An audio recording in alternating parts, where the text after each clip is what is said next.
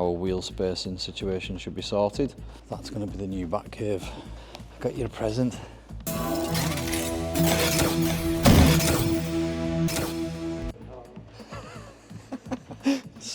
Right, so we're back. Just show you what we've got. Need to move this because it's sitting back a little bit. It does line up, but it's just sitting back a bit on the hinge at the minute. Just needs adjusted. But you know, I was doing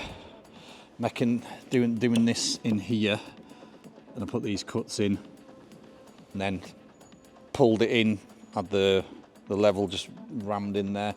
So that has brought that in quite nicely. It's still not quite perfect, but when you look down it, we're almost perfect, and that's with nothing lining it up or anything. So I think that was really successful. There's still a little bit of pulling in because this isn't bolted on, so when we pull that in, when it's bolted on properly, I'd say that's going to sit all right, to be honest with you. Give that one a thumbs up. I've got this to sand, this cellulite to sort out, which is what I'm going to sort out first, to be honest with you. You see them, look at them ripples. So we need a shot of that. I'm just going to fire a bit of guide coat over it. Like so. Won't really show it very much because it's on the corner, but might help. A little bit of work on those vent reveals.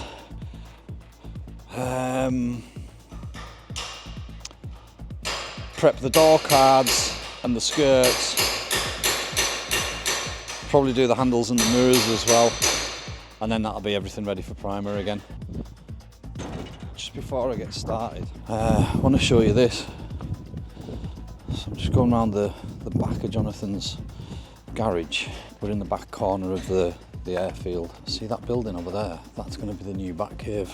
That one there. I'm just nipping over to get some trestles out. It's full of stuff at the minute. They're busy clearing it out, but that's the unit that I'm going to be renting to build these kits and build these cars. So I'm just going to head over and get some bits. My thoughts are we can bring the cars in at that end, build the kits in that section there. So that's good news as well, because I am taking this quite seriously, even though a lot of stuff I don't. Got Jonathan something. Got me a present. Look, Jonathan, I got you a present. It's a magnifier. Well, actually, I'm keeping that one. I got you another magnifier. He's bling, you see, yeah. Look what I got you. But it's good though, isn't it? That you, like, it's a bit easier to find than your lenser. Just give it a clean. Be able to see what you're doing. He's going to look at his welds now and go, shit. Oh no. His welds are nice, actually. Not bad, actually. Yeah. I'm always thinking about you see, because because this one, there's just so much stuff in there, new in a box. It's like it's like what Uncle John says. No, this is something you hang it round your neck, and it sits like there, and then so you can I figure that might be good for me engraving or something like that, you know. So without wearing goggles, so. Yeah, there's a saw bench, there's a router table, there's routers, there's fucking all sorts. It says, right, I'll have that. There's a scroll saw, like a bench scroll saw. It says, right, I'll have that. Oh, new in a box. New in a box. So I'm like, right, I'll have that, I'll have that, I'll have that, I'll have that. So there's fucking, honest to God, I'd be lethal in there, like, and that's it cleared out. And she says it's all junk in there, but like, maybe it's to her, but one man's junk's another man's treasure, innit? So. Right, better get on with some work anyway. I'm busy ratching. Yeah, so one thing I've noticed is on the videos, have you noticed I get like white powder up my nose? Have you noticed it, Jonathan? I look like a flipping cokehead on the videos because I've got like the white dust sticks up my nose to like nose hair. I look like I've been, you know, at it sort of thing. You know, so like, excuse my white nostrils, but I really haven't been doing anything that I shouldn't be. I think that keeping a decent length nose hair actually helps filter the dust, so I'm not inhaling as much dust, you know, so it's good, it's better for us, you know. I'm thinking of my health. But I know it doesn't, I know it's not a good look.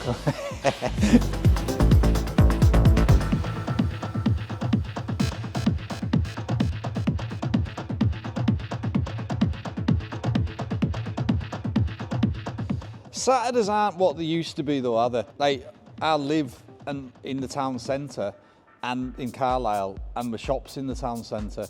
And you know what Saturdays used to be like when we were younger, you know, that was the day it was popping, wasn't it? You know, now it's dead, like really dead. I thought that was a fresh bit of 180, but it's not, it's 80.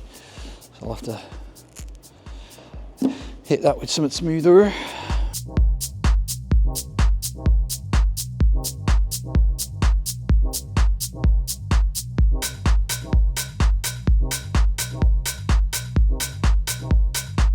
I'm just taking the side skirt off so I can prep that. I'll be doing the other one as well, and then I think everything's rubbed by the door cards, but I just wanted to show you this because I've said we made some alterations to the sill side skirt so that it fit to the factory mountings, the factory bolt holes. So basically I'd cut it down here expecting to rivet it on there and bond it on once it's fitted, and then, like, you know, just seam seal that in. But Jonathan suggested if we extended it to there, we could pick up the original bolts for the side skirt. So it's better. It's a lot better. So I just thought I'd show you how that looks. So yeah, I'm really excited about that building. I mean, I bet Jonathan is as well, so that I stop wrecking his place. But it's literally just next door as well, so we'll still be able to work together. Because when I start building these cars, because I'm not just going to do kits, I'm going to do full cars. When we start doing them, the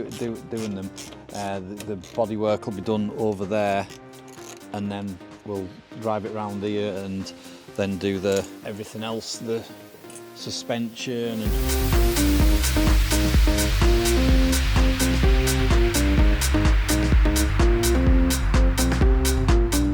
we think we've found the problem.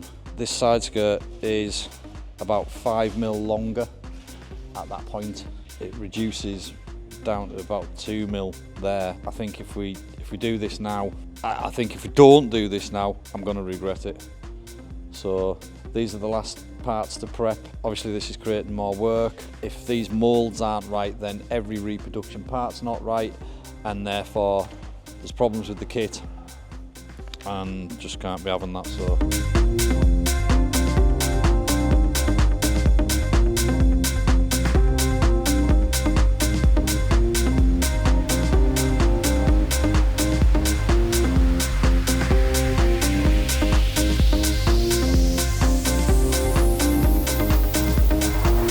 So anyway, what I'm doing now is I'm going to fiberglass matting into the back of here. I'm going to put a few layers in it so that we can continue to grind that off there so that we can get that wheel clearance. And I still think I'll get everything prepped ready for primer.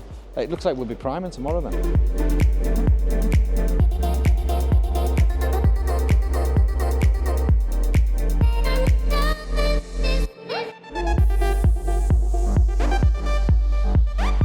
Right, so this is the one that I've been working on the back. That fiberglass is just about set, but I'm gonna let it cure it a bit more. There's another little problem with this, and it's a problem that we created. This one, because we had these totally cut off, these front bits, and then repositioned them, that one, as the sill part comes in there, that's got a little bit of a kick on it, which kicks out the bottom of the front, which it looks nice. This one, we've got it a little bit too straight. It looks right off, probably looks better than that one off, but on, that one looks better than this one. It kicks the sill out nice and level, where this one is a little bit tucked. So I've got quite a bit of meat in here. There's a lot of fiberglass in the back of it. So what I need to do is I need to put some cuts in here, but not right the way through, and then sort of break it back a little bit, just bend it. Obviously I've got to bend something rigid, so that's not exactly going to be easy. So I'm going to cut into the swage line there, and I'm going to cut a bit out of this return here, and then I'm just going to keep on trimming at there until I can get a bit of a flex. Once I can get it to flex, I can get my finger under there at the minute. So if I can get it to flex so that I can push that down so it meets there, that's gonna give us around about the same angle as that one. Again, it's double-sided, so you can't really look at the both at the same time, but I want them as similar as possible. But I think by doing that, and obviously I'll compare it to the other one, but yeah, so that's what I'm going to do. I'm going to cut it in the front rather than the back, because if I cut it in the back, well, if I cut it in the front, when I bend it, the gap will close down, you see, so that's what I'm going to do now.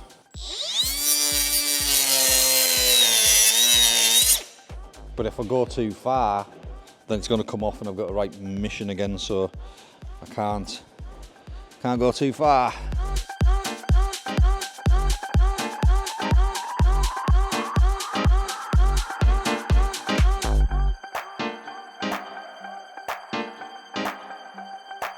So I've fiberglassed the back of that. Jonathan's put these large lumps of steel on it, and that's going to hold that down until tomorrow morning. Bit of a short shift today because I've been at work this morning, so I didn't get out here until 3:30 or something, so it's now heading on for 7:30. So I haven't got this one rubbed, that one's ready, so this is now the only thing left to do. I need to trim this back, grind that back a little bit of filler, and our wheel spacing situation should be sorted, and that front kick's sorted. So these ends to sort, rub this, no other repairs to do on it or anything. So anyway, for now, say bye, Jonathan. Bye.